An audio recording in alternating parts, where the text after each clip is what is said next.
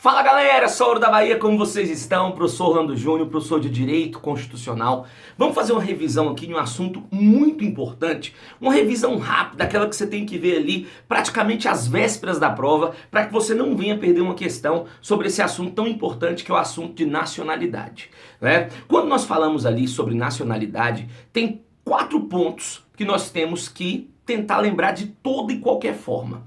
Primeiro, as espécies de nacionalidade. Presta atenção.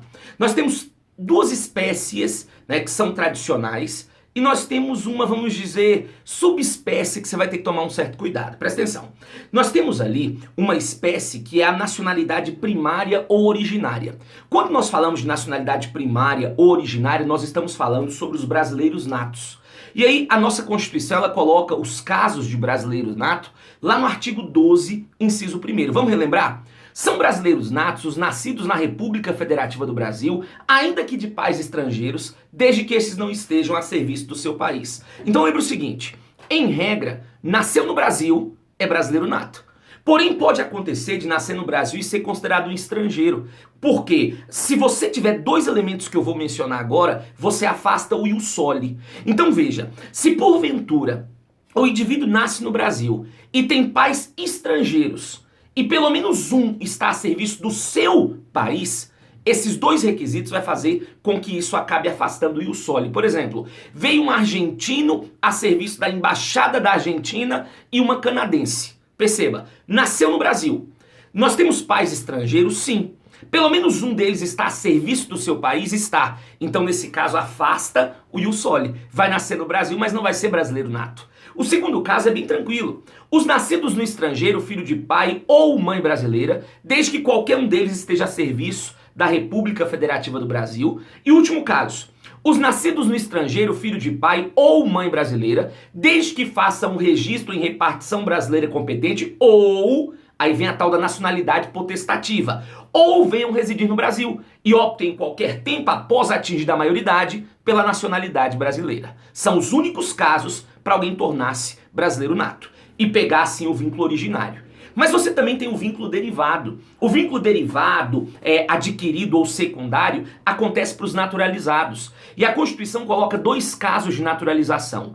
A naturalização ordinária, que é aplicada para os originários de países de língua portuguesa, onde eu vou exigir 1 ano ininterrupto de residência e idoneidade moral, e a nacionalidade extraordinária, né, a naturalização extraordinária ou quinzenária, que é aplicada para os originários de outras nacionalidades. Beleza? Aí nós vamos exigir o quê? 15 anos ininterruptos, sem condenação penal, e deve ser feito o requerimento. E cuidado com o tal do quase nacional. O quase nacional é o que a Constituição coloca lá no artigo 12, parágrafo 1º, que é o caso do português equiparado. A Constituição fala que aos portugueses com residência permanente, se houver reciprocidade, serão atribuídos os direitos inerentes ao brasileiro, salvo os casos previstos nessa Constituição. Então, essas são as 3 espécies. A originária, né, a derivada e a espécie do quase nacional.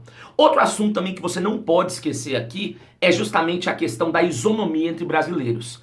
Você não pode esquecer a regra, não há partes da regra. Em regra, eu tenho que tratar tanto nato quanto naturalizado em condição de isonomia, em condição de igualdade. Agora, obviamente, eu não tenho como dar um tratamento 100% equânime, igualitário para um nato e para um naturalizado.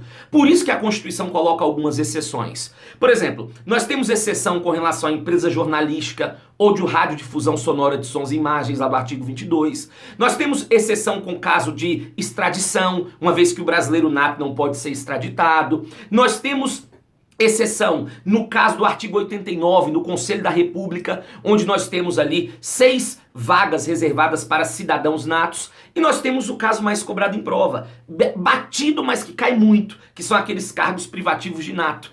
Presidente e vice-presidente da República, presidente da Câmara, presidente do Senado, ministros do STF, oficial das Forças Armadas, né, carreira diplomática e o ministro da Defesa, beleza? E o último ponto que eu quero deixar aqui com vocês, ó, falei dos vínculos, falei da isonomia e para fechar eu quero falar só da perda da nacionalidade.